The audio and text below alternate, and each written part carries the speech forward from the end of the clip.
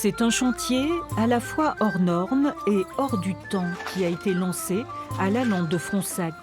L'ambition est un peu folle, construire une chapelle, un cloître et même une cathédrale selon les techniques d'autrefois.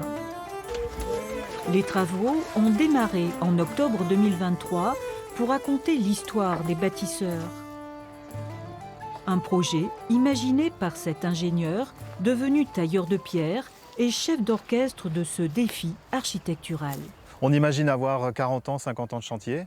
En tout cas, ce qui est sûr, c'est que pour la plupart des personnes qui sont dans l'association aujourd'hui, ils n'en verront pas la fin, moi y compris. Et donc, c'est pas ça qui nous motive, c'est vraiment tout ce qu'il y a autour sur la mise en route de ce chantier, de retrouver les savoir-faire et de les transmettre. Avant de commencer, 15 ans ont déjà été nécessaires pour concevoir les plans, obtenir les terrains et les permis de construire pour des bâtiments évocateurs de différents styles, de l'art roman à l'art gothique. La chapelle de l'an 1000, premier tiers du XIe siècle. On a les soubassements d'une église romane du XIIe et un cloître qui s'inspire des édifices du territoire.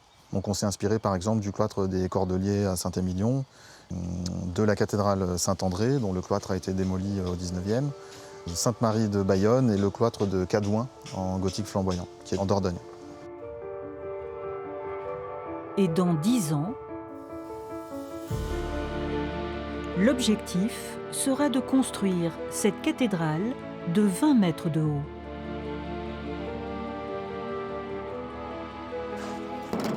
Pour l'heure, c'est le chantier de la chapelle qui est en cours de réalisation à partir de pierres de récupération. Des travaux auxquels participent une centaine de bénévoles encadrés par des spécialistes.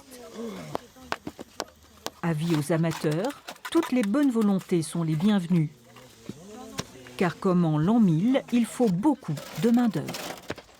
On a besoin de bras parce qu'on essaie de multiplier aussi les propositions. C'est-à-dire qu'à un moment donné, j'ai quand même besoin de maçons professionnels. Je vais avoir besoin de tailleurs de pierre professionnels. Mais j'ai aussi besoin de gens qui vont fabriquer le torchis.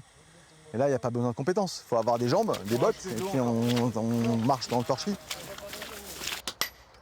Mettre la main à la pâte, la meilleure manière d'appréhender cette épopée des bâtisseurs. L'un des plus jeunes bénévoles a 14 ans, un collégien très impliqué. J'ai taillé ma première moulure ici et ça m'a donné envie d'apprendre encore plus de choses sur ce métier. Et ça m'a donné envie de faire ce métier plus tard. Moi, je trouve que c'est bien de travailler avec les anciens outils de l'époque, surtout à la main, et pas tailler la pierre avec des machines, tout ça.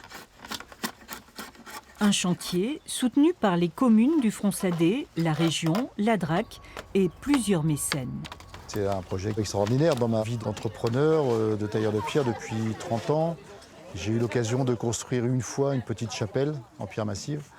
Mais construire à partir de rien un édifice de cette ampleur-là, un édifice gothique, c'est le rêve de tous les tailleurs de pierre. Donc c'est un projet qui me tient à cœur, quoi. Un rêve à partager avec le plus grand nombre. À partir du 6 juillet, le chantier médiéval de Guyenne sera ouvert au public.